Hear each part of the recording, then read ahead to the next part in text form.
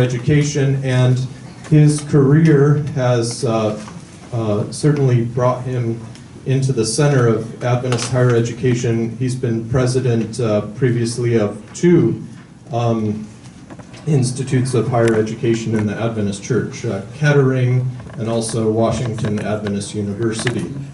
So we're looking forward to his presentation. Just before we do that, we're going to start with prayer. And I'm going to be reading a prayer today from Walter Brueggemann, and the prayer is titled Our Mother Tongue. So if you'll pray with me. We have learned to speak almost every language except our own. We are well schooled in the language of hate and of fear and of greed and of anxiety. We know the language of domination and of excessive deference. We understand completely the grammar of liberalism and conservatism, rhetoric that is revolutionary and reactionary, but we are strangers in a strange land. Teach us afresh to trust our mother tongue of praise and grief.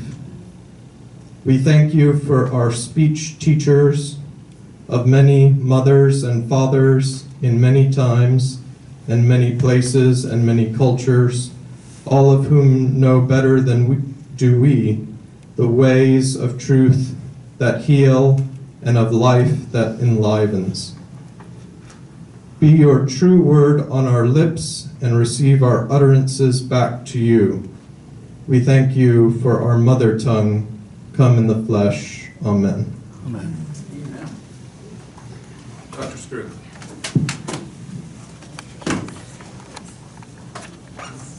Thank you. Okay, this is going to be fun for me, and I'm going to try to do it semi-quickly so we can have a lot of time for conversation. I should say that I can't remember if it was Don Lemon or Anderson Cooper of CNN who earlier this week remarked that, as I believe, David Brooks had written the column to the following effect, namely that the presidential campaign in the United States is of such a nature that it is leaving many of the citizens of the country depressed. And I went to the early service today and noticed that after third service, the pastoral staff, or somebody at Loma Linda, is going to have a mass therapy session over the conversations that took place this past week in Silver Spring. And so, although I flew in, by the way, from Arizona, where it's really hot, and I'm not wearing a tie. It's actually very, very comfortable here. But you have to expect someone who doesn't wear a tie to start off the presentation by saying, "How are you all doing?" And I'm not going to do that. Because what we're going to try to do is, as it were, gather ourselves together by focusing not directly on a passage of Scripture, which is actually one of the best things you can ever do in a Sabbath school class, but focusing on a topic. And that topic for me today is education. Now, some of you, and I'm not going to ask you to raise your hands because it's my guess that this is a non-substantial percentage, may well have actually read the essay in the book. Maybe some of you did, but I just wanted to say one thing, and that is it was originally written for a Festschrift. I refer again and again in the chapter to James McClendon, and that's because I wrote the chapter for a Festschrift edited by Stanley Hauer-Wass and Nancy Murphy and Mark Nations a long time ago. I actually wrote most of it, I think, while I was in my pastoral role at Sligo Church. Now, what I'm going to do, by the way, is I'm going to go through it quickly. I'm going to try to talk fast. I put my watch down here so we have at least a half an hour or more for conversation. But what I want to do is summarize the chapter, and I figured out a way to put the main theses actually into about 4 very short sentences, which I'll put on the board as we go along. These theses are, I would say, philosophical in nature, and but then they bear on what we do in Adventist education. So the 4 theses I'm going to put on the board will take us to the point where in the chapter, I kind of outline what I think of as a responsible approach to Adventist higher education. Now, on the premise that not all of you read it, I will tell you the story I start out with, which in the Festschrift it wasn't there because I changed it for later presentation to different audiences, but I tell the Tony Campolo story. Now, if you've heard that story, okay, I can tell. He's a clever guy. So he talks about what it's like to fly on airplanes. And you all know, if, depending on how introverted you are, you have one or another frame of mind with respect to the question, will my seatmate be talking to me on this flight? And so Tony Campolo said he, at the time, was flying a lot, sometimes on the all-night flights between the West Coast and the East. And he said that his approach to that issue depends on his mood, and his mood determines his first response to, oh, do I have to get that close? You know, I'm going to have to do like a rock singer, and if I can do this well, who knows, I might be entertaining at the Super Bowl next year. But Tony Campolo says, if I want to talk to my seatmate and the seatmate asks me, as if the seatmate's a guy, he will say, what do you do, right? And if the seatmate asks me a question and I want to talk, I say, I'm a sociologist. And my seatmate perks up and thinks that's great, and there's an ensuing conversation. Now, if he's on a flight, he doesn't want to talk. The seatmate asks him a question, and his first response is, I'm a Baptist evangelist. And that pretty much shuts down the conversation. He has peace of mind the whole way home. But the reason we laugh at that is that we're very used to thinking in our culture that it's rude to kind of impose or even enthusiastically defend your religious convictions in the company of people you don't know. And my thesis today that it is as follows, namely, it's not necessarily rude, it can be, of course. It takes some social intelligence to negotiate these waters, but it's not necessarily rude. And what is more, if we don't talk about our religious convictions, we are offending against the the domain of truth. We are allowing surrender to injustice and bloodshed. That's my thesis. Now, in the outline of the chapter, I talk about, first, how at the time Adventist educators were getting their start, our team, our people including Percy McGann, for example, if that's how you pronounce his name, I forget, I've never lived in Loma Linda, and certainly Ellen White, were committed to the idea that Adventist education should be explicitly partisan in this sense. It should be consistent with our faith. Now, a lot of schools in America had started out the same way, but at the same time as these pioneers were making this point, it was emerging in higher education in general that there was a blowback against this idea. So, as I make a point in here that Charles Eliot, who I think was the first president of Harvard who was a scientist, I believe he was a chemist, but he came into his role in the late 19th century, and he said that, as I say in the outline, that instilling a particular perspective in a higher education setting is just fine for a convent or a seminary for priests, but it's unacceptable anywhere else. He had a student named DeWitt Hyde, who later became the president of Bowdoin College, and this student said that a church university is a contradiction in terms. Well, I've already told you my thesis. I think that DeWitt Hyde and Charles Eliot have it wrong, and I will show you why it is philosophically clear, at least to me, that they have it wrong. Now, the first way in which we can talk about the thesis, and I'm going to put just a phrase on the board, so it's up here first. Think about it. And by the way, I write very poorly on the board. I also write with my right hand, whereas on paper I write with my left hand. So I am so confused and mixed up that it's unbelievable. But I want to put this on the board right now, and that is the phrase, no neutral vantage point.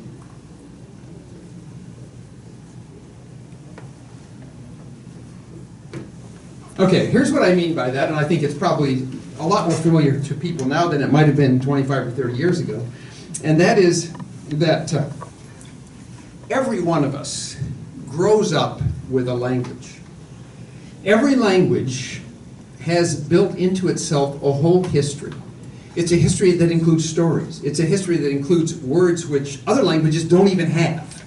And because we all grow up with a language, there is no such thing as, I think that Eliot and DeWitt Hyde assumed this. They assumed that somehow you could educate people from an objective or neutral point of view.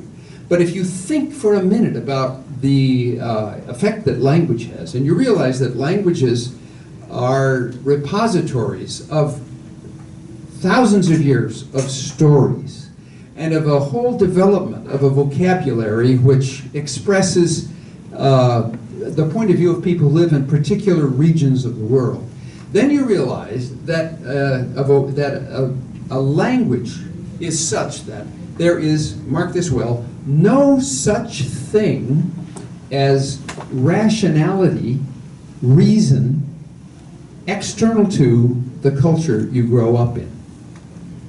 There is no such thing. There's no content to reason external to the culture you grew up with. By the way, rationality is a slippery word. It partly means a skill, the capacity to criticize, make judgments, use your imagination. But in popular discourse, it sometimes is supposed that rationality or reason is a domain of content, and that content is somehow less suspect and more objective than the content, say, of tradition. Well, I mean, as far back as H. Richard Niebuhr, we know that people were saying that's a little bit suspect. He talked about historical reason, and what he meant by that is reason or a set of truths that people associate reason with reason that, after all, are the product of a culture. So the first point I'm wanting to make is that people are self-deceived if they suppose there's any such thing as a neutral standpoint. That goes, by the way, in science as well as in the humanities, although there is far more agreement in science, typically, than there is in the humanities. Now, the next phrase I want to put on the board, oh, I left this here. This is a phrase, and again, I told you why I was using so much McClendon, but I've always loved this phrase. And what he says is that we, meaning we human beings, we exist in what he calls a tournament of narratives. Now, here's what he means. We're human, right? We live in a world where there's lots of diversity, and that diversity is partly a function of the stories people grow up with. We grow up with identifying with the Jesus story. In China, they grow up identifying with the story of Confucius. In the former Soviet Union, they grew up, well, let's say, or even recently in China, they grew up identifying very much with the story of Mao. Those stories give us distinct identities. But because we interact with each other, it turns out that we become aware that there are these different trajectories of thinking about what it means to be human, and these different trajectories yield all too often, not all the time, in conflict. And the conflict is often, or at least too often, violent conflict. And we know that very well, and we're in a very diverse country. We have issues. We're right here. I don't live in Loma Linda, but I mean, you're very close to one of the key buzzwords right now in the campaign when it comes to the question of terror and immigration and all of that. So we exist, McClendon says, as in a tournament. The word tournament is his way of getting at conflict of narratives. Narratives is his way of getting at the fact that the way you think and the content of the language that you grow up with is an expression of a long history of stories you've heard and listened to. We all exist as in a tournament of narratives. But of course, the Enlightenment came along. I make this point in the outline, and the reason it came along is that this tournament is very dangerous. You remember that in the 17th century, we had something in Europe called the 30 Years' War, which was a religious conflict. It involved Catholics versus Protestants. And it didn't come to an end, if end is the right word, until 1648, when there was something called the Peace of Westphalia. It was about that time that the Enlightenment began to flourish. And the reason it began to flourish is this.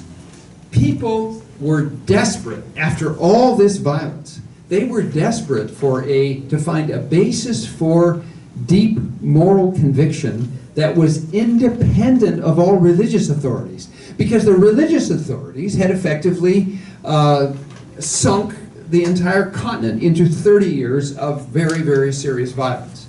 And it was at that point that the Enlightenment begins to flourish. Immanuel Kant was one of the founders or the key architects of the Enlightenment. And you remember he had a famous line, "Have the courage to use your own reason." For him, that was the motto of the Enlightenment.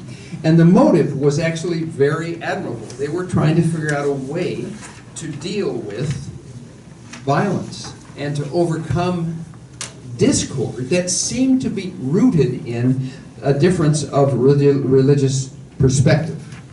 But the truth is, as I've suggested in the elaboration on that phrase, no such thing as a neutral vantage point, it was, and it still is, self-deceived.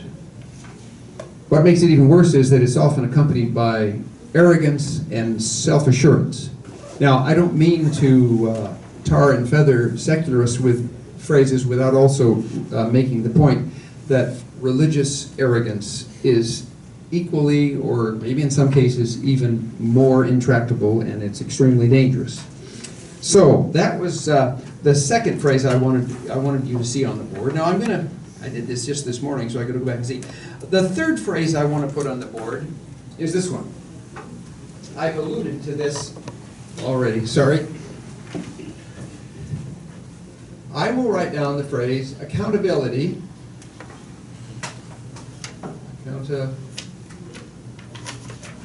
Now by that here, I mean intellectual accountability, okay? The absolute responsibility to defend what you believe if you're challenged. Accountability or surrender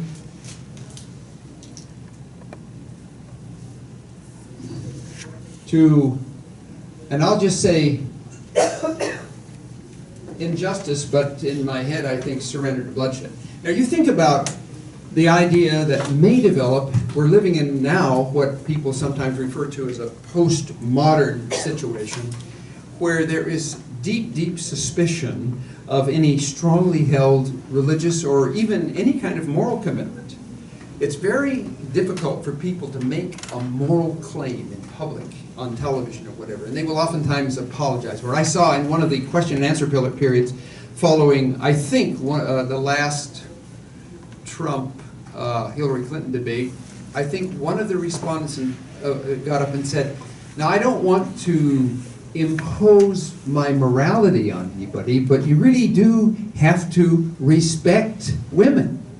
And it was just such an interesting question. I mean, what a way of putting it. But it underscores the fact that because the Enlightenment has drilled into us the idea that universities, that we should be taught how to think but not what to think, and because religion really has been a partner in a lot of very, very egregious outbreaks of violence, it has come to be the point where people are half embarrassed to even assert a moral point of view. And you get this all the time in classroom. I was the president of Kettering, and I didn't teach much, but I had good friends who taught. They were always amazed because they, again and again, teaching in a situation, not a situation where you had top-level medical students, but we had PAs and things like that. And again, it was said that we don't have any justification for making judgments against others. It's just part of the deal. But what I want you to see is if we don't embrace accountability, we surrender to injustice. Now the line, of course, that I mean, it's a cheap argument, but I don't mind cheap if it works. So the thing you always have to throw at people who think you ought never to make judgments is Hitler and the Nazis. So you're not going to make judgments against Hitler and the Nazis. You just surrender to injustice and bloodshed. And of course, I guess that's a possibility for us to do, but we wouldn't last as a society very long if we took that super, super seriously. So that is the deal. Now the third kind of philosophical point that I want to make is one that I basically have relied for years on a book. Some of you know her because you're so close to Fuller, but a wonderful book by Nancy Fuller on theology as a scientific discipline. I didn't get that title quite right. But here's what we're going to say for the fourth point. And these points are all philosophical as opposed to specifically theological. I hadn't said anything about the Bible yet or about the Lord Jesus Christ. And the fourth thing that I want to put down is this. Now my premise, this is kind of going in order, so you can see that my premise here is, premise for number 4 is that accountability matters, okay? Well, what constitutes accountability? Well, I'm going to suggest that accountability is accumulation of evidence. In that respect, accountability is similar to the scientific method. Now, it's not identical with it by any means because it's hard in this domain to do it. But I have come to the point now where I want to advance, based on those 4 philosophical premises, I want to advance this theory about Adventist education that I want us to discuss. Because on the basis of those 4 premises, I am able, if my argument holds water, that's your job in a minute to help me discover, I am able to say that there is no reason whatever to be embarrassed or shy about embracing a partisan approach to education, about occupying a point of view and doing everything you can to instill that point of view in your students. But you will see from the outline that in the essay I have a qualification, and it's the one that could be controversial within a highly conservative environment. But you'll see. I am arguing in the essay that we need to be accountable, and we need to be partisan in our education. But it only makes sense so long as we are intellectually responsible. That's the trick. It's not acceptable to be empty-headed in one's partisanship. It's not acceptable to withdraw into a cocoon in one's partisanship.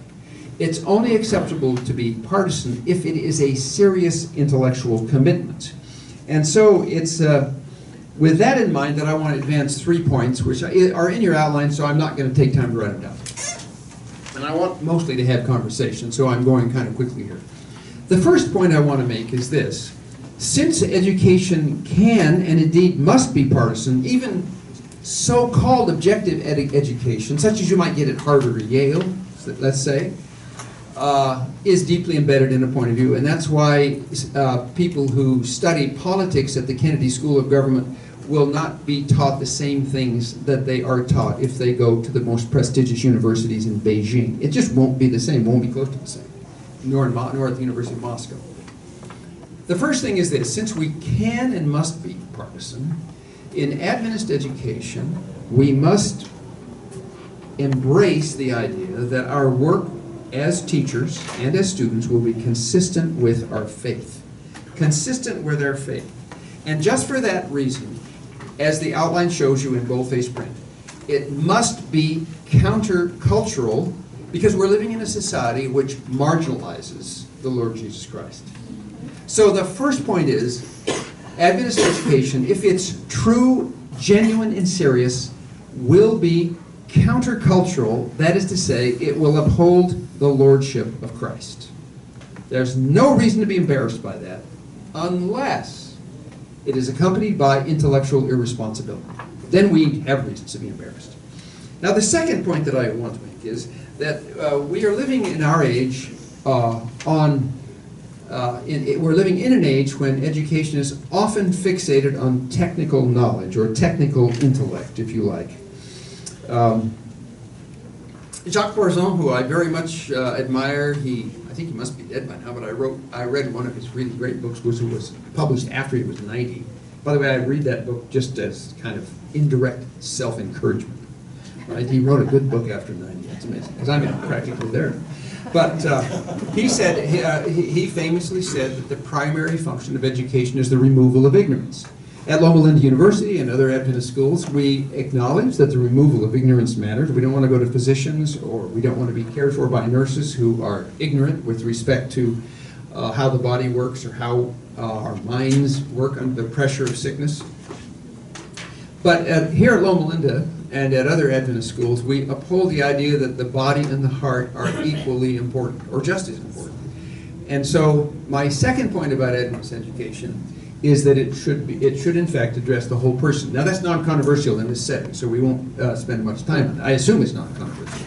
But it just makes sense. It's very self-deceptive for anyone to suppose that the primary function of education is removal of ignorance. Now, I think in a footnote, I can't remember where I got that, but there's a very famous professor of history at the University of Chicago by the name of John Mearsheimer, and don't ask me why, but there was a period when I was getting the newsletter from the University of Chicago. I forget why, because I didn't go there, although I would have loved to, but in the newsletter, they had a short essay or a short speech that John Mearsheimer had given at the beginning of the academic year. And the whole point of the speech was to say, our business is not to instill a point of view or to tell our students what to think. That's not our business. Our business is to acquaint them with a body of knowledge and with a set of skills such that they can think through on their own how they want to live. But then there was a little footnote, and I thought, this is so funny that this guy who is, I'm sure, many times smarter than even most of us in the room, why he couldn't see this. His footnote was that the only exception to the idea that the teaching that goes on at the University of Chicago should not address in a partisan fashion any moral point of view was to say that we do have to uphold honesty and we have to oppose cheating. And I'm thinking to myself, as soon as you say that, you've already crossed the boundary into a moral point of view, and you've already told your students what to think. So I'm no longer impressed that he can even be consistent in suggesting that we must teach people how to think and not what. It's obviously nuts. What is more, the very activity of being a student must embody a moral point of view. I'll give you just one example. If you don't have the virtue of hard work, you don't get to succeed. That's a moral claim, that human beings are under the obligation to be hard workers. That is a moral claim. Just as it's a moral claim to say that students are under an obligation not to cheat. So I think that these kinds of things underscore how we can feel very good about addressing the whole person. We're not here just to remove ignorance. We're here to instill a way of being human so that the knowledge we do gain can be put to good uses. You remember after the hydrogen bomb stained the sky, that some of the signs were saying, gee, we were so caught up in our technical arrogance, because it began to strike them that this is a little dangerous. They just invented something that could lift 1 million tons of rock straight up in the earth and then fall down again. They did that without thinking. And we've suffered from the fact that they achieved success on that point ever since. There should have been, right now we have a kind of a taboo in our society against blowing up hydrogen bombs. If we'd have been really together as a society, scientists would have said to themselves, I think we need to have an international taboo against even producing one of these things. But no, that taboo never developed, because all they were interested in was the removal of ignorance. Now that last sentence sounds too much like Trump to me, but I think you get my point. Now, the final thing I want to make is that against, and this is near the end of the outline, against temptations to both arrogance is, we have it all, nobody can teach us anything, and insecurity is, we have to hide in our little cocoon because we don't have the smarts or the determination to face criticism. Against temptations to both arrogance and insecurity, Adventist education, if it's responsibly partisan, will both acknowledge and confront. I have an extra S there, don't I? No, I guess I don't. It acknowledges and confronts conflict and initiates students into it. Now here, let me just make this brief so we can have a conversation. We have a moral obligation, if we're going to be responsibly partisan, to introduce our students to the fact that the world doesn't agree with us. You have a moral obligation to teach your students a certain amount of evolution. You have a moral obligation to also confront the fact the scientific establishment is pretty much agreed on evolution, and to confront it by discussing it and asking questions how you might oppose it or how you might deal with it from a Christian standpoint. I am saying that in my essay, I actually say something which I think is politically completely unfeasible, but I have another idea. When I was at Washington Adventist, or then it was CUC, we had a couple of, at least 2 or 3 full-time faculty members who were not members of the church. And part of that was driven, I admit, by the fact that former presidents had had a hard time getting really good people in, say, the business department. But I suggest in the essay that probably it would be a good idea for all Adventist schools to have a few non-Adventist faculty members. That is politically impossible in many settings. Not apparently at Loma Linda, because here you have, I'm pretty sure you have full-time teachers or at least clinicians who are not Adventist. But the atmosphere in the church is such that would be hard. But another way to deal with that is this, and that is that there should be always guest lectures that bring into the setting of students and faculty people who don't agree with us. If we don't confront people who don't agree with us, we're not intellectually responsible. And if we're not intellectually responsible, we fall short of the glory of God.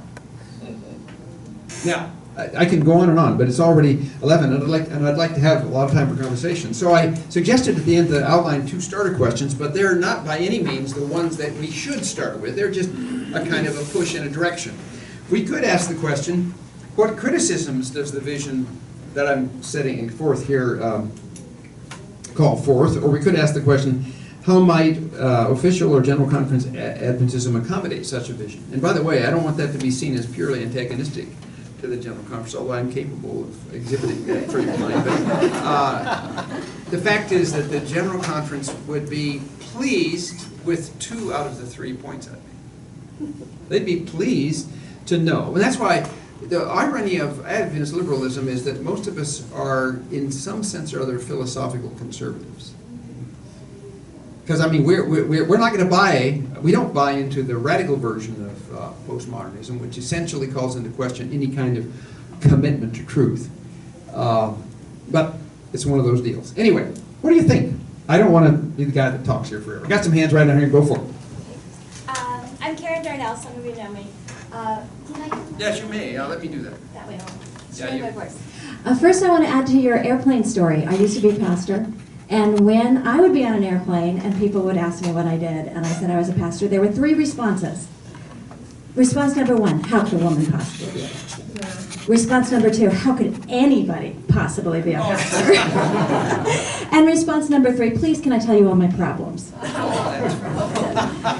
So I really, truly appreciate your points here, and I'm really excited about them. My daughter is at PUC.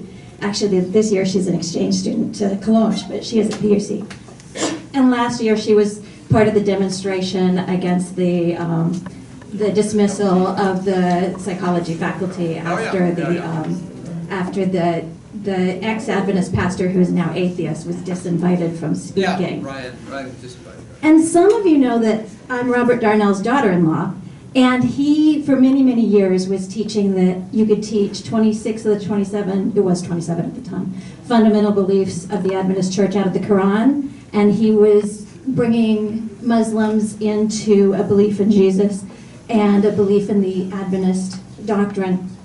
But these were never going to be tithe-paying Muslims, and therefore there wasn't a lot of support from the General Conference to do this because there was no financial reason to do this. So although I love your points, how would the General Conference ever be interested in teaching students something that would cause them to stop supporting the church? Well, I think the first response to that is that a lot of youth already stopped supporting the church, so it's not as though that would be some new thing. But the other is that in order to assist thoughtful young people toward the possibility of holding on to their faith, you need to let them know and actually instantiate the practice of conversation with people who disagree with us. Why? Well, every time you turn on the TV set, you're getting a point of view with which the Christian community disagrees. Every time you look at the billboards between here and the Ontario airport, you're going to get a few of them at least that are setting forth a point of view with which Christians disagree. So it's just head in the sand naivete to suppose that we can somehow come up with a way of protecting our youth. It's much better to exercise these young people in the practice of interacting from a standpoint with points of view that are not our own. It's just better. And as far as the GC and money goes, sometimes the naivety on that front is overwhelming, and one of the most overwhelming things about them and money is that Some of them have entertained the thought of actually sort of kicking the Pacific Union out of the sisterhood of churches or disciplining it in some way, which almost certainly would have unhappy financial consequences. I don't know why people don't think about things like retirement, and it's just over my head. So it's not as though the GC preoccupation with money always makes good sense. It makes sense. I've been an administrator, and I know that old phrase, which is true, no margin, no mission. You hear that all the time, and it's true. Sort of true, at least. But when it's taken to the extreme of allowing the question of money to determine the nature of the mission or the kind of institution that you are, then it's gone too far. It'd be better let the institution do that. So, yeah, I think we need to train them, exercise them in response to criticism. Because they're going to get the criticism. It's out there everywhere. Oh, here you are. Yeah? Well, I don't need that. Okay. The other ears need it. Okay. I was interested that you used Tony Campolo at the beginning, Yeah. because his son lives here in Los Angeles, Bart, Bart, I've heard him who speak. is no longer a Christian, I did not know that. and heads up the secular chaplaincy here, along with Ryan Bell Mm-hmm. and others. So what would you respond to young people who are saying, hey, wait a minute, the church is not really all that ethical through the years. Maybe there's something outside of this partisan sectarian concept. So we have, 22% population said they're nuns now? Mhm.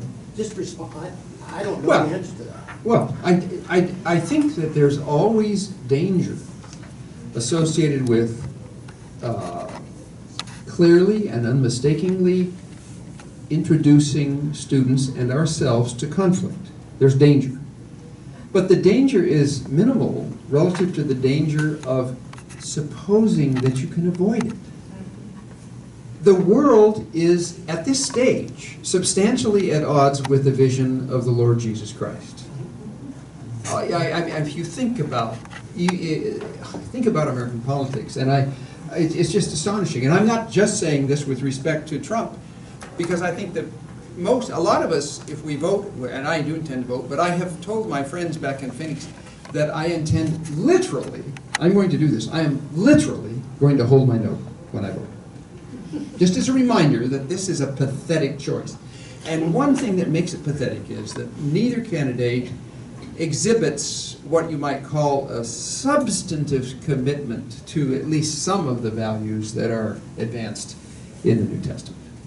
So, we have to acquaint people with conflict because they are going to become acquainted with it anyway, and let's do it in a setting where we can have a conversation. That's the main thing. They're getting from their peers and from television and from social media contrasting points of view. Yeah. Can you apply this framework and these principles to the question of academic freedom at the professor level? Yeah, I can. I don't think it's easy, though. One of the things, I just read a book by John Inazu called, some of you have seen it, it's been very widely noticed in the press, a book called Confident Pluralism. It's by a law professor at St. Louis, at Washington University in St. Louis, published by the University of Chicago.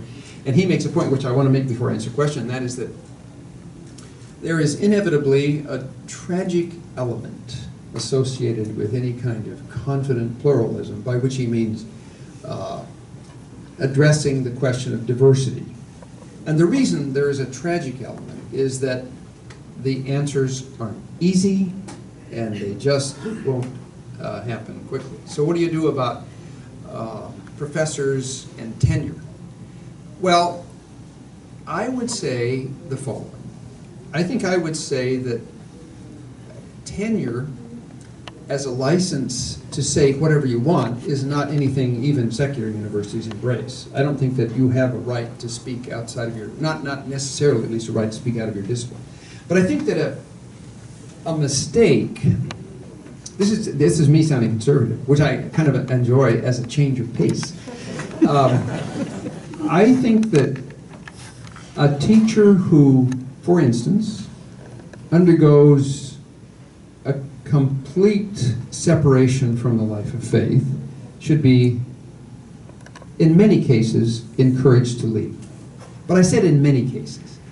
There's a guy, I don't know that I think it's a teacher. Did you see, there was an essay in Spectrum, and I know this guy's family, and I know his wife, who teaches at Walla Walla quite well. She was a good friend of my older son once. But you may have seen in Spectrum an essay that appeared maybe 3 issues ago by someone who I believe is paid at Walla Walla, in which he described his atheism. And I met him, and I know his wife quite well. I knew her as a young adult because she studied at the University of Maryland when I lived in Washington. And I think it's a case-by-case thing, if I were doing it. Now, of course, if I was the president or an academic dean of an institution, I would have to take into account the fact that I have a board, okay? So presidents aren't people like dictators who can just do anything they please. They've got to somehow address difficulty with a view to what the board may or may not think. But if you're asking me theoretically, I would say that there would be instances of, say, to use the old-fashioned word, apostasy, which would lead me to want to find a way to invite some members of the faculty to leave. But there might be cases where I would hesitate to be too heavy-handed. What I would want to do is everything in my power to maintain the overall Christian passion of the faculty. But I just think it's hard. And the reason I'm thinking about John Inazu and confident pluralism is that I think there's a certain tragic element to many kinds of decisions that administrators have to make, and it's dishonest to overlook that. So I don't think it's an easy question. But I would want myself to have a faculty that had an overwhelming passion for the Christian faith, and then I would deal with stuff. I think it's healthy to have, like this kid at Walla, not a kid, but I met him and I read his essay, which was quite good, and I thought, you know, if he's in a circle where the other faculty members are committed and there can be conversations and students can listen in those conversations, I'm not there, I don't know, but I might be tempted to say let's run that risk, because I do think you have to confront conflict. We have to confront it or we're dishonest and we're doing our students a disservice. I saw Henry, and Calvin. Oh, then I have one more over here that I missed. Okay, I got Henry, I got Calvin, and then I'm going to come to you, okay? Henry. If you were president of a university, as you have been, and you had a number of...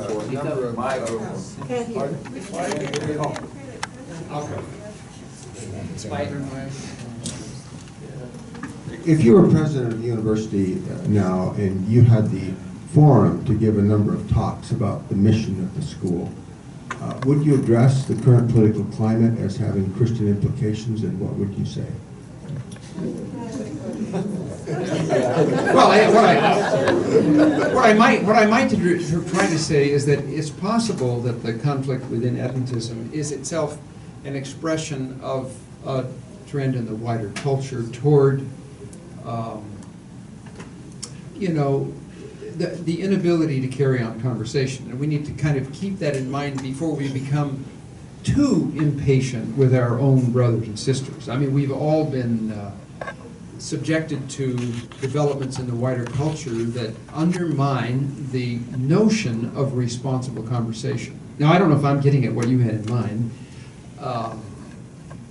I take it you're not asking me to comment on, at this point at least, on the Adventist political scene. I'm thinking about, as Christians in the counterculture, do we ignore it and say our kingdom's not of this world? Oh, okay. Oh, now I have a whole essay. But I'll try to keep it short. No, I absolutely believe that we have an obligation to be deeply engaged in politics. The question is not whether, the question is how. The fact is that even in let's see, it's Amos 5, I think, where the notion of the remnant comes into play in the course of Amos 5, which is interesting to me because we have always identified with that metaphor, but it is a context in which the prophet is calling for attention to justice, and in particular what he calls justice at the gate. in the Old Testament, the gate is where judgment, official judgment, was done. So it seems to me, and of course we know that Jesus was he was someone who for some reason attracted the interest of Herod. It's impossible to attract Herod's interest if you have a message that's completely irrelevant to the politics of the time. So we have an obligation to be engaged. Now, I am a neo-Anabaptist by temperament and commitment, which means that my vision of how to be engaged is not necessarily that we run for or we attempt to establish a career in this as a Secretary of Defense, but I do think that we need to vote. And if we have to vote with holding our noses, I would vote. I would be committed. Would I run for office? Well, the answer is probably not for Congress, because you can't be elected for Congress, but maybe for dog catching. Because I want to be involved, but I think that as Christians we probably will end up being involved in local settings unless we want to deeply compromise the commitments that we make when we embrace the Lord Jesus Christ. But we need to be deeply engaged, and I am pretty conversant about what's going on, and I listen to the debates. Actually, it makes me depressed, but I do it anyway. Now, Galvin, and then I'm going to walk this thing over there. Just a couple background things. As somebody trained in both social sciences and neuroscience in particular, just thinking about some of the brain research that actually, when they do brain scans and people being exposed to a new idea, their brains, that you can watch it happen, it rejects those new ideas as pathogens. So, fascinating thing. But the other bit of interesting information, the social science research on confirmation bias basically indicates that people who are highly intelligent are no better at that than anybody else. All it does is it means they are better at marshaling intellectual arguments to support what their confirmation bias already would support. So it just says it's incredibly difficult to really be open to a new idea. But here's my question. At the beginning you said quite confidently, talking about it in at least say Adventist higher education context, we shouldn't be at all ashamed to boldly, positively embrace the lordship of Jesus Christ and dialogue that supports that. Now, here at Loma Linda, I might be teaching a class, several Muslims, several Mormons, a Sikh and a Buddhist, a totally disenchanted Adventist, a Advent Hope Adventist, all in the same class. Would you have any thoughts on what that might look like in that context? Well, my guess is your thoughts are better than mine. Except to say this, that one thing to keep in mind, nothing I've said today is meant to eliminate or set aside the importance of social intelligence, so that the way we bear witness to Christ will depend. And I had a brief period where I taught here, and I had guys people in the room who didn't believe the way I believe, so it's a difficult question. But I think each of those Mormons, each of those Sikhs that you teach, they all know what this institution stands for, and you certainly would be in a position to introduce conversation about these things. And that's, I think, the way I would go about it, in part because the attempt to kind of browbeat people into believing a certain way is itself not fully compatible, I don't think, with the Jesus story. And one of the elements of the Jesus story is the rejection of all forms of violence, and Jesus embraced a kind of teaching by indirection sometimes. Did I miss you? And I'm walking over. I'll come back. I need the exercise. I'm my age.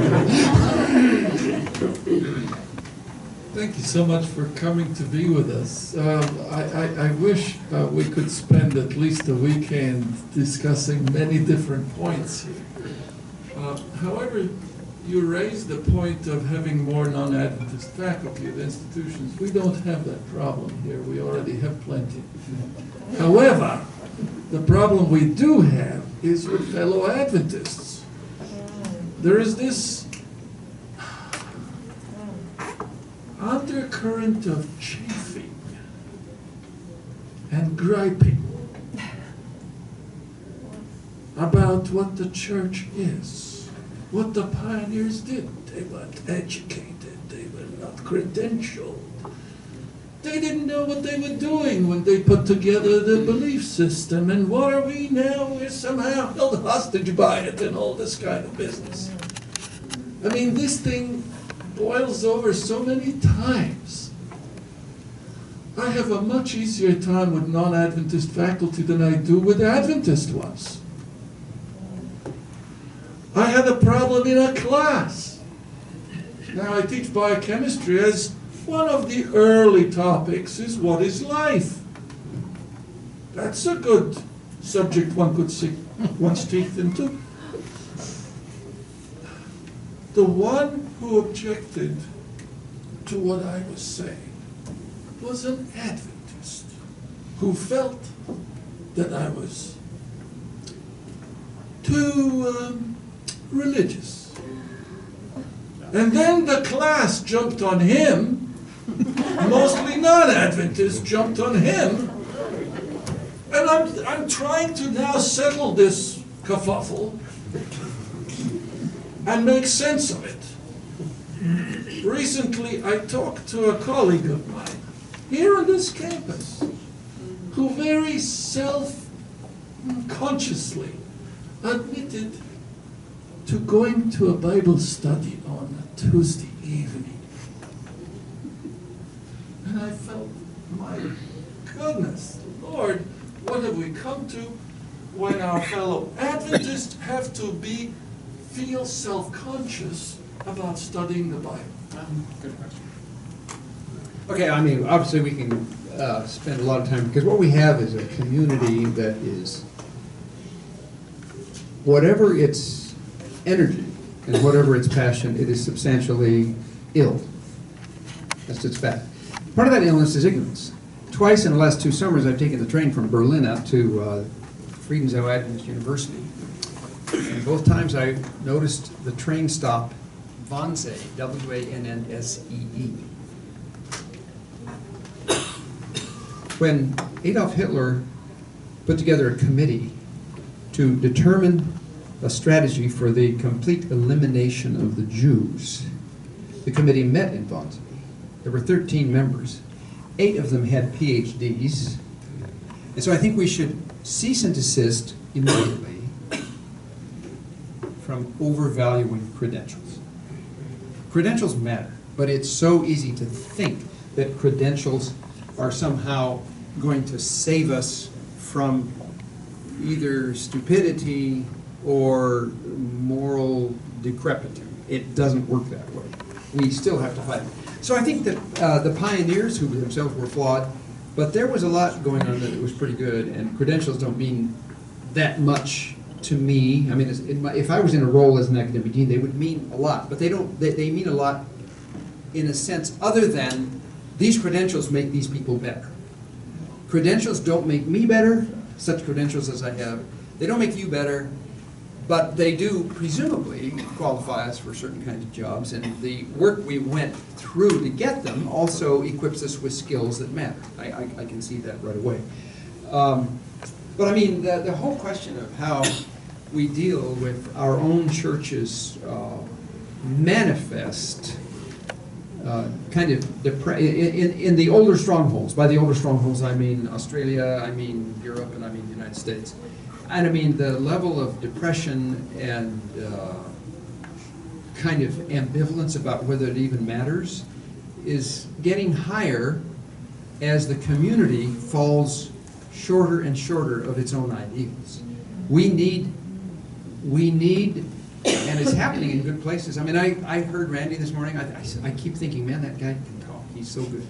And it's people like that that can keep us encouraged, and we need to encourage our pastors and then hope and pray that someday we get leadership that is able to say something that will encourage us. It's not easy, but here and there are pockets of real seriousness which I take courage from.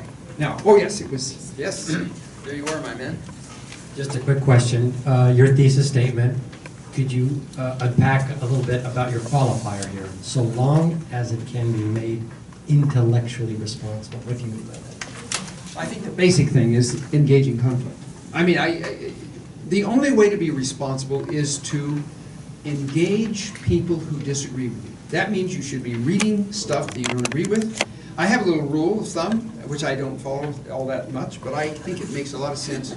For example, to read, I always find fiction harder to read than other stuff. I don't know why that is, but I always think Find a woman, find someone of color. Make sure that some of the time you're reading stuff you don't agree with. Absolutely. And then make sure that we're engaging in conversation about it. We don't have to... I guess what I mean is the resource of scripture, theology, Oh! Adventist tradition. Yeah. What role does that play in that?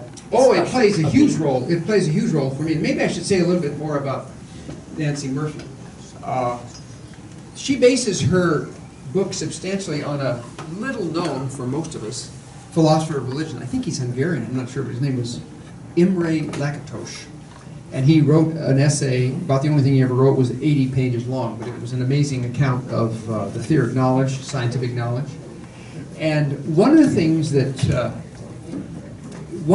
you learn from that is that science has as hard a time as the rest of us do in moving from one paradigm to another. Often you just have to, if Einstein comes along, the only way to really convince people is that several deaths occur, and that happens in churches and all of that as well. But the other thing that I wanted to emphasize here is that in the conversation, if you approach the conversation as a Christian, which you would, I know, and which I would, then we would bring to bear every possible resource from Scripture, every possible resource from the tradition, every possible... I'm engaged in a project like this right now. I'm finishing a paper. I'm going to submit it to the Anglican Theological Review, but I'm going to give it at the Society of Adventist Philosophers this next time they meet, where in this, it's actually the second part of a paper that's longer, but I'm looking at two humanists.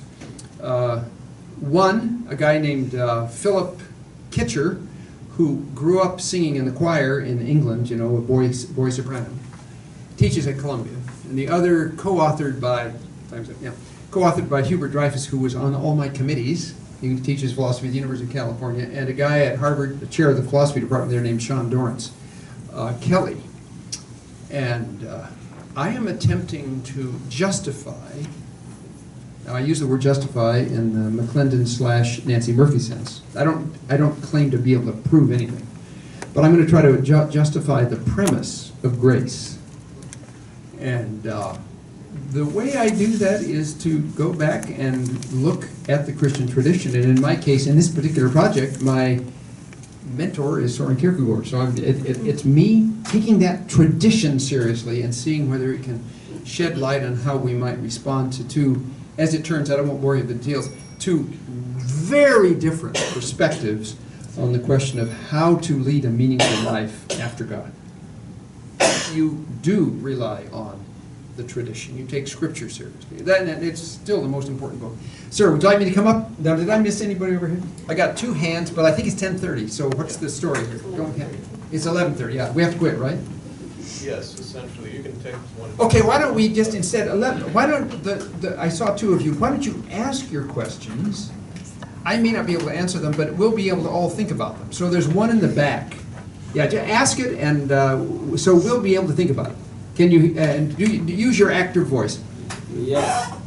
I came from a communist country when I was educated in a communist regime. And over there, the women and men have the same rights, academically speaking, job holding. And, we came to the United States and we believe that here is the perfect freedom somehow.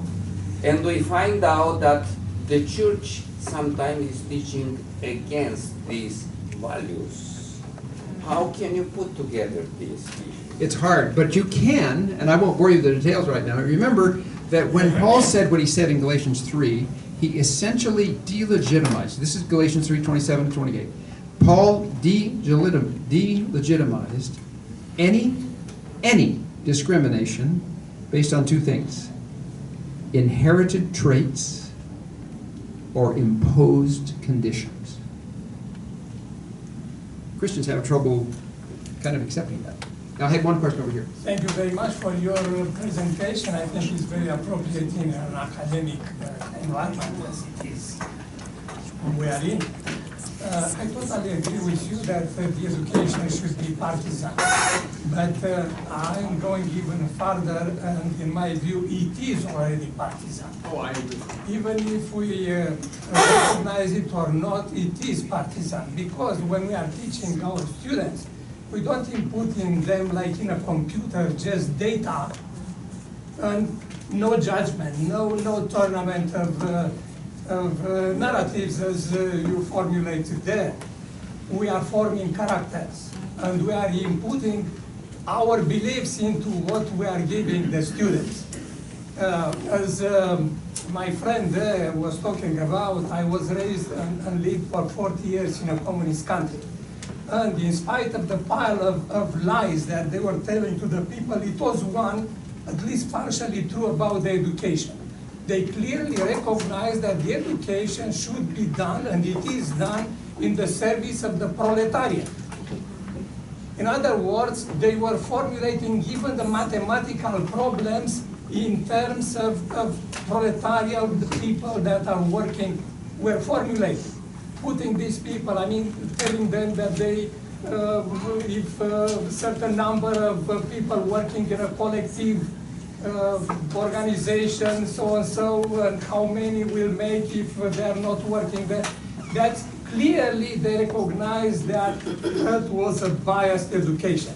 Yeah. But the only thing was that they didn't recognize that they were brainwashing people. Well, that's a good point, and I know we're in a hurry, so I'm going to jump in here, but it does seem to me that our educators are partisan. I would argue that we should be deeply partisan. I'm not sure we're always deeply partisan. We need to take the Bible more seriously and take Jesus more seriously. But brainwashing is a no-no, and that's what I sort of am getting at when I say we have to embrace intellectual accountability. You have to. They should be, yeah. And I won't say more because it's time to quit. Mike, here you are, sorry. Thank you so much. That was wonderful.